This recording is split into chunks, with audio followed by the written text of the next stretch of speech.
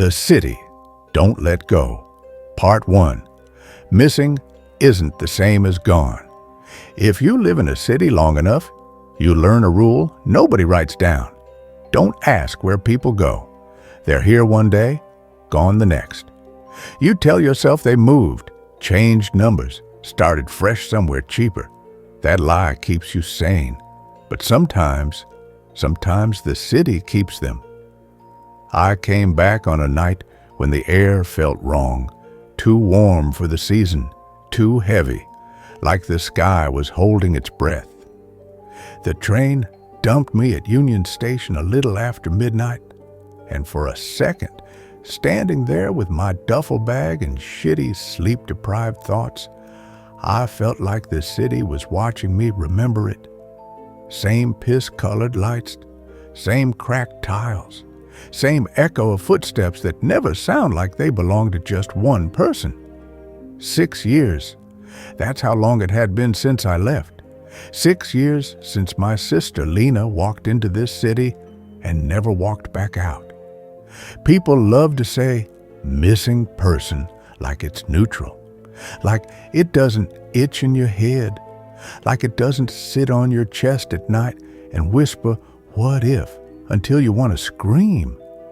Lena wasn't the kind of person who disappeared. She was loud, opinionated, the type who sent voice notes instead of text and took up space wherever she went. She worked nights at a downtown bar, saved tips in a shoebox, and planned to bail on the city. Eventually never came. I dragged my bag through downtown, past closed shops and glowing ATMs and people who moved like they didn't want to be seen. Homeless guys arguing with ghosts, a couple fighting in hissing whispers, a man standing still in the middle of the sidewalk, staring straight up between the buildings like he was waiting for something to fall. The city felt tense, like when a room goes quiet after someone says the wrong thing. My phone buzzed once, no notification, no message, just a vibration, short, sharp, then dead again. I checked it, no signal. "Yeah, figures," I muttered. The city always killed reception. Towers everywhere, signal nowhere. I kept walking. I stayed at the Belmore Hotel because Lena used to crash there after doubles. Cheap, loud, smelled like old carpet and bleach. The guy at the desk looked like he'd been awake since the Clinton administration. He slid the key over without asking for ID. "You back in town?" he asked. "Something like that." He squinted at me. "Don't take the subway late." I stopped. "That's the second time someone said that to me." He shrugged. "City's acting weird." "What does that even mean?" His jaw tightened. "Means if you hear something underground, you mind your business." I took the key and didn't ask anything else. Cities don't like people who ask questions. The room was small. One bed, one window, a radiator that knocked like it was pissed off. I dropped my bag and sat, rubbing my face. That's when I felt it, not heard, felt. A vibration under the floorboards, soft, slow, thump, thump. I froze. The radiator wasn't on, no traffic outside, no music through the walls.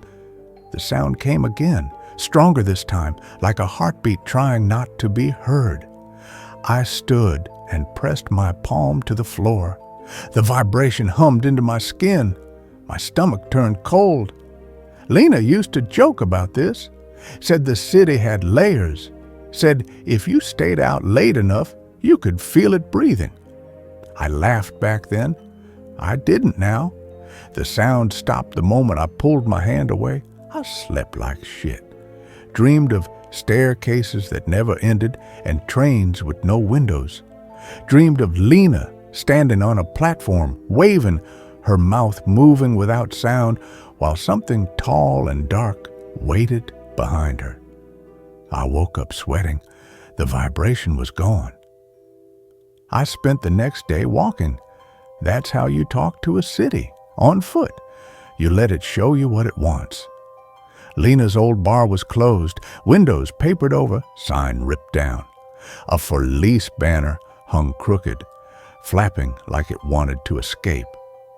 The alley beside it still smelled like beer and piss. I stood there longer than I meant to. Looking for someone? I turned. A woman stood a few feet away, smoking, late 40s, hard eyes, bartender posture, weight on one hip, always ready to move. My sister worked here, I said. She nodded slowly. Lena, right? My chest tightened. You knew her? Everybody knew her. She flicked ash. You, her brother? I swallowed. You saw her that night? The woman looked away. Yeah. I waited. She left after closing. Said she was taking the train, looked tired, distracted. Did she say anything weird? A pause. She asked me if I'd ever heard the city call my name. My blood ran cold. What did you say? I told her to get some sleep. Anyone else go missing? The woman didn't answer. That was answer enough. I avoided the subway until night. Didn't mean to, just ended up there. The entrance glowed like a mouth. Warm air breathed out of it, smelling like metal and damp concrete. I checked my phone. No signal. Of course, I whispered. The stairs led down into flickering light. The platform was emptier than it should have been for a Friday night. A few people scattered along the edges, all of them quiet, all of them not looking at each other. The vibration came back, faint at first, then clearer. Thump, thump. I felt it in my teeth. A train roared past without stopping. The wind slapped my jacket, nearly knocked me over. When it was gone, something was different.